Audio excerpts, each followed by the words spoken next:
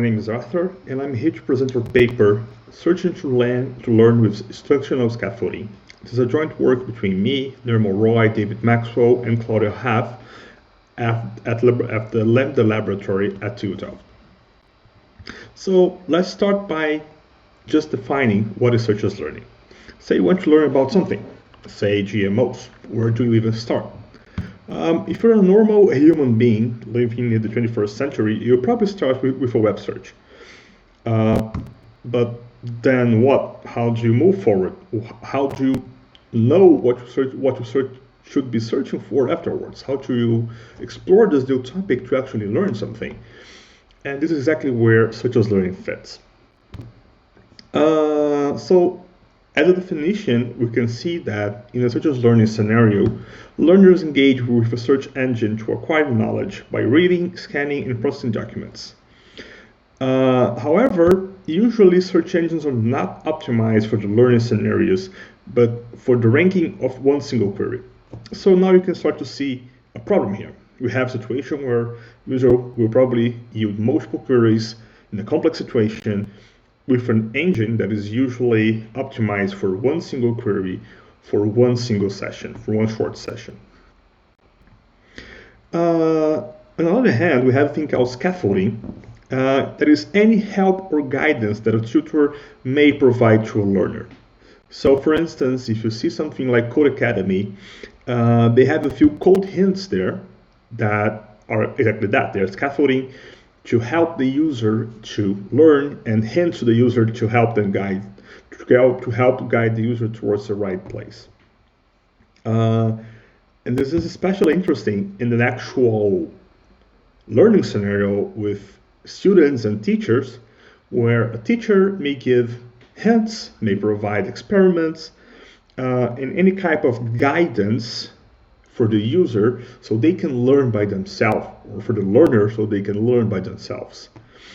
And we are especially interested here in a situation called conceptual scaffolding. That is when when the teacher gives the user a list of things to learn about, or a certain order of things that they should be looking for before they actually comprehend the full topic. And the question is how to apply these to a searches learning scenario, how to apply this to a search engine. So we have a few research questions to guide us towards that goal. The first is, can we apply a conceptual scaffolding thing that I've talked about to searches learning users, and how beneficial is this? It is actually beneficial. And the second question is, how much does this scaffolding, when we introduce it, how much does it change the way the user searches, the way the user behaves in a search engine? So these are our questions that we want to answer in this paper. To do this, we use our open source search system called SearchX. You can find this on this link on this slide.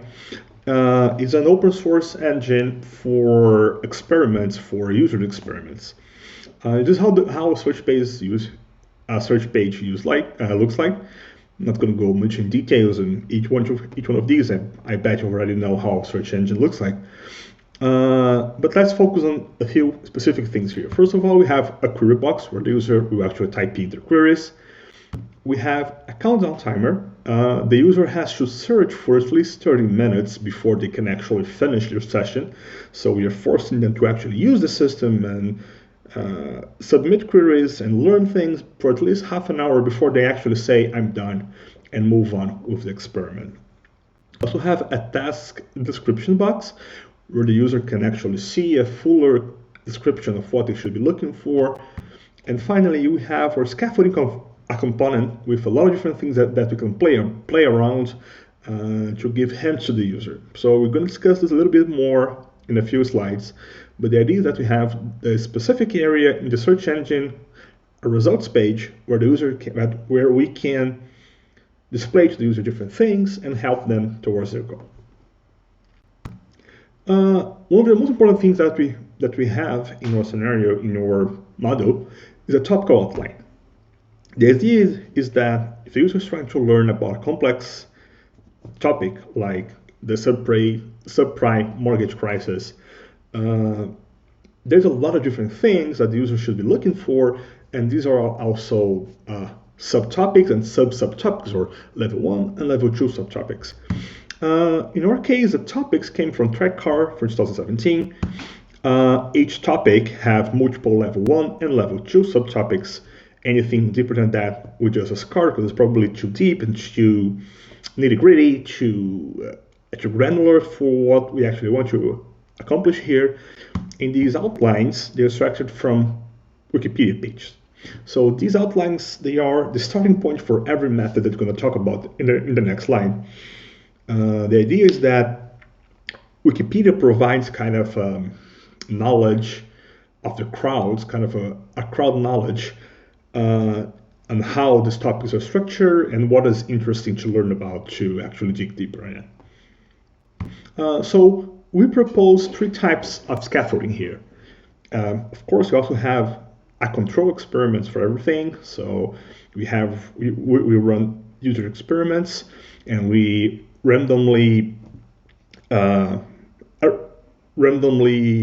select a user to each of these methods, and to obviously a control method that's just a simple vanilla search engine with no adaptations. We also have AQE-SC, which is a query expansion model that for every few minutes we change what we are expanding the user query with it. So we can add terms that we think are important for them every few minutes. We have a curated SC.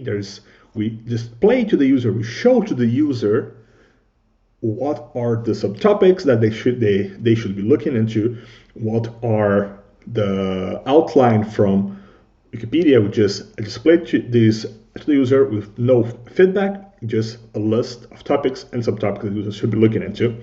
And finally, we have feedback that is the same thing as the curated.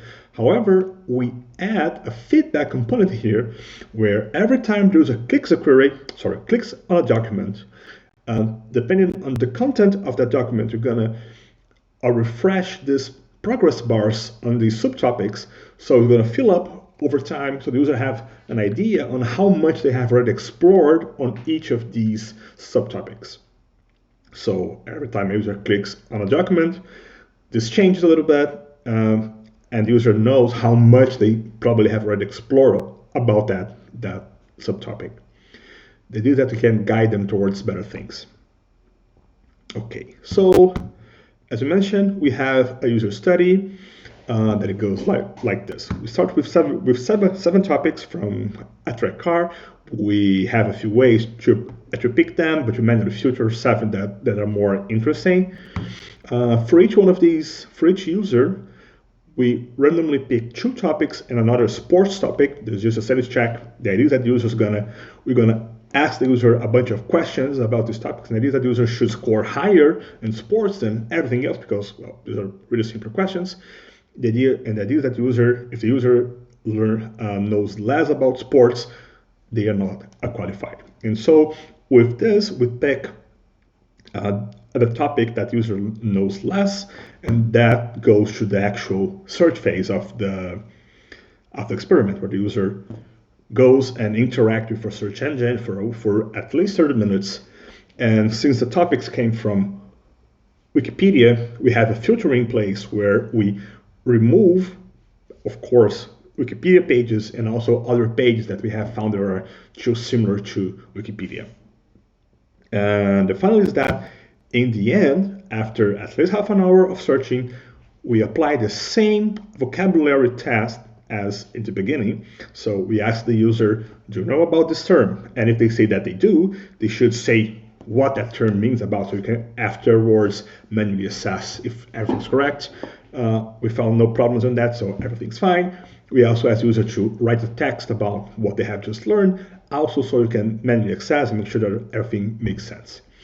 So we can compare how much the user knew at the beginning and in the end, and give them a score on how much they have actually learned in the end of the experiment. Okay, so quick recap on what we are trying to answer. First of all, how much if scaffolding actually helps the user, and the second, how much scaffolding impacts the user behavior during the search phase. And for the first research question, we found there is no significant difference in learning gains between methods. This is interesting. So all four methods have basically the same average. CURATED has a slightly higher average, feedback has like a worse average, but in the end, they have no significant difference. What I found by looking into the data is that too much feedback can be harmful. So showing to the user too much things, too much feedback, too much information on how they are doing can be problematic and can actually hamper the user learning process. This is not new. There is the paper from more than a decade ago that talks about this in the educational realm, more than 2 decades ago, sorry, that talks about this in the education domain, that this is not new. And what it looks like, that users are actually gaming the system. They are actually issuing more queries to try to fill up the bars faster and move on, instead of actually reading and scanning and processing what they have just learned. These are all interesting. These are all really interesting finds that we have seen through our research process, through our experiments. And for the second research question, we've seen that visual feedback greatly impacts user behavior. So both feedback and CURATED really changes the way that the user searches, the way that the user behaves during a search session.